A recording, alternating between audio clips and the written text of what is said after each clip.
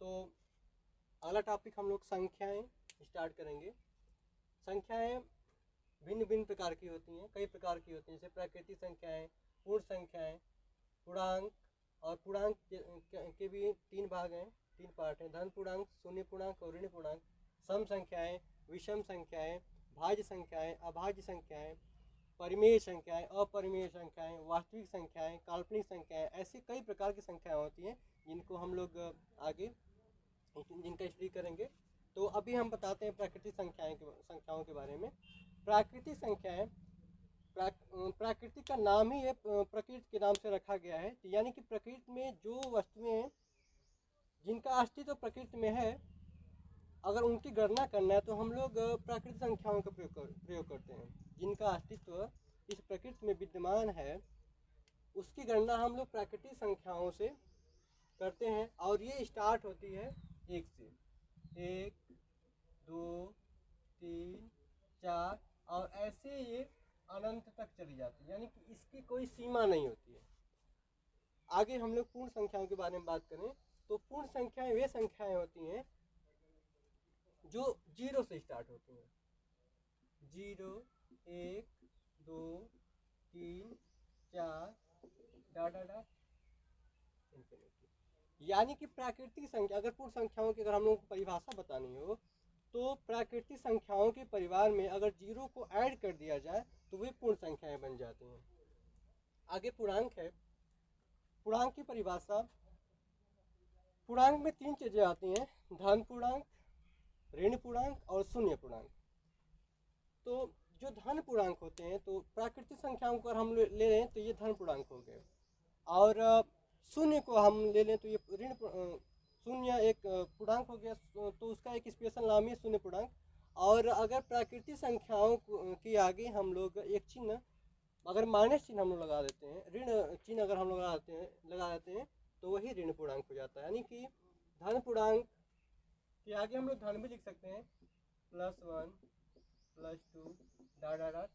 Zero तो special होता है जीरो, और निगेटिव को अगर इन्हीं प्राकृतिक संख्याओं के आगे -1, -2, -3, dot dot dot minus infinity तक चला जाता है। पूर्णांक। तो अब हम लोग को सम संख्याओं के बारे में पढ़ना है। तो सम संख्याएं क्या होती हैं हम बताते हैं आप लोगों को। सम संख्याएं या ऐसी संख्याएं जो दो से पूर्णतः विभाजित हो जाती हैं, या दो जिनके इकाई के स्थान पर 0, 2, 4, 6, 8 ये स्पेशल संख्याएं कुछ होती हैं। 0, 2, 4, 6, 8 ये 5 संख्याएं जिन संख्याओं के इकाई के स्थान पर होंगी वे सम संख्याएं होंगी। 0, 2, 4, 6, 8। अगर हम लोग एग्जाम्पल दे दें, एग्जाम्पल में जैसे 8 हो गया, 10 हो गया, 12 हो गया, 92 हो गया, 96 हो गया, ये सभी सम संख्याएं। विषम संख्याएं इसी का अपोजिट, यानी वे संख्याएं जो दो से पूर्णतः विभाजित नहीं होती उन्हें विषम संख्याएं कहते हैं। जैसे 3 हो गया, 23 हो गया, 29 हो गया, 27 हो गया, तो ये विषम संख्याएं हो गई। आगे भाज्य संख्याएं हैं।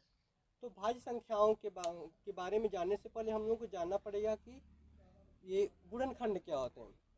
तो गुणनखंड वे होते हैं, यानी कि अगर कोई संख्या है वह कितने अंकों से कट रही है, कितने संख्याओं से कट जा रही है। जैसे 9 है तो 9 1 से कटेगी, 3 से कटेगी और स्वतः 9 से कटेगी। तो वे संख्याएं जो स्वयं और एक के अलावा किसी और नंबर से कट जाती हैं, वे संख्याएं जो एक और स्वयं के अलावा किसी और संख्या से कट जाती हैं वे भाज्य संख्याएं कहलाती हैं। यानी कि वे संख्याएं, इन्हीं को हम लोग गुणनखंड कहते हैं, अभाज्य गुणनखंड कहते हैं। जैसे क्या है कि 9 के 3 गुणनखंड हो गए, 1, 2, 3। अगर हम लोग देखें 4 के गुणनखंड हो गए 1, 2, 4, यानी कि 4 1 से भी कटेगा, 2 से भी कटेगा और 4 से भी कटेगा। अगर हम लोग 3 के ले लें तो 3 1 से और 3 से, सिर्फ 2 संख्याओं से कटेगी और किसी से नहीं कटेगी। ये भाज्य नहीं हुई, इसको रखा जाएगा अभाज्य में, जो हम लोग आगे पढ़ेंगे। तो वे संख्याएं जो एक और स्वयं के अलावा किसी और संख्या से कट जाती हैं वे भाज्य संख्याएं होती हैं। जैसे 4 6 8 10 डाटा ऐसे आगे बढ़ती जाएगी। और भाज्य संख्याओं में सबसे छोटी भाज्य संख्या कौन होती है? सबसे छोटी भाज्य संख्या 4 होती है और सबसे बड़ी भाज्य संख्या ये, इसके बारे में इसका कोई अस्तित्व नहीं है। अभाज्य संख्या, अभाज्य संख्या में इसी का अपोजिट हो जाता है। वे संख्याएं जिनके सिर्फ 2 गुणनखंड होते हैं, यानी कि वे संख्याएं जो सिर्फ एक और स्वयं से कटे और किसी से नहीं कटे हुए अभाज्य संख्याएं होती हैं। लंबा हो जाता है। आगे सहअभाज्य संख्याएं। तो सहअभाज्य संख्याओं में 2 संख्याएं होती हैं और दोनों संख्याओं के फैक्टर में, दोनों संख्याओं के गुणनखंड में सिर्फ एक ही गुणनखंड ऐसा होना चाहिए जो कॉमन होता है, तभी वो संख्याएं सहअभाज्य संख्याएं हो सकती हैं। सिर्फ एक ही शर्त होती है कि दो संख्याएं हैं, जैसे 9 और 11 हो गए, 9 के गुणनखंड 1 3 और 9, 11 के गुणनखंड 1 और 11।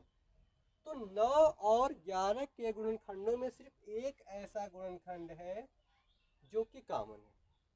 तो 9 और 11 सहअभाज्य संख्याएं हो गई। जैसे और ले लिया जाए हम लोग 8 और 13, 8 के अभाज्य गुणनखंड होंगे या गुणनखंड होंगे 1 2 4 और 8। 13 के जो गुणनखंड होंगे 1 और 13। तो 8 और 13 के गुणनखंड में सिर्फ एक ही ऐसा गुणनखंड है जो कि कॉमन है। तो 8 और 13 सहअभाज्य संख्याएं होंगी। आगे परिमेय संख्या। तो परिमेय संख्या वे संख्याएं होती हैं जिन्हें हम लोग p/q के रूप में लिख सकते हैं। p/q, p/q का मतलब होता है एक अंश होगा, p अंश होगा, q हर होगा। और यहाँ पे ध्यान देने वाली बात ये होती है कि q is not is equal to 0, यानी कि q का मान शून्य नहीं होना चाहिए। क्योंकि यार q का मान शून्य हो जाएगा तो ये परिमेय संख्या नहीं रहेगी, ये इसका मान अनंत हो जाएगा। तो परिमेय संख्याएं यानी वे संख्याएं जिनको हम लोग p/q के रूप में लिख सकते हैं और q का मान 0 ना हो। जैसे 2/5 हो गया, तो p का मान देखिए 2 हो गया, q का मान 5 हो गया।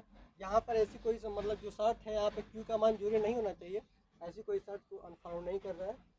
तो ये परिमेय संख्या हो गई 2/5। जैसे हो गया 3/9, तो 3/9 यानी कि ये p 3 है, q 9 है।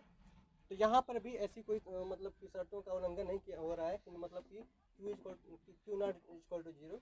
ये परिमेय संख्या होगी। अपरिमेय संख्याएं, अपरिमेय संख्याएं ऐसी संख्याएं होती हैं जिन्हें हम लोग p/q के फॉर्म में नहीं लिख सकते हैं। जैसे कार्डी में 3 हो गया, कार्डी में 5 हो गया, कार्डी में 3/2 हो गया। ये संख्याएं अपरिमेय संख्याएं हैं, इनको हम लोग परिमेय संख्याओं के रूप में नहीं रखेंगे। और बस तो आज की वीडियो में बस इतना ही। अगर पसंद आए तो लाइक कीजिए और दोस्तों में शेयर कीजिए। धन्यवाद।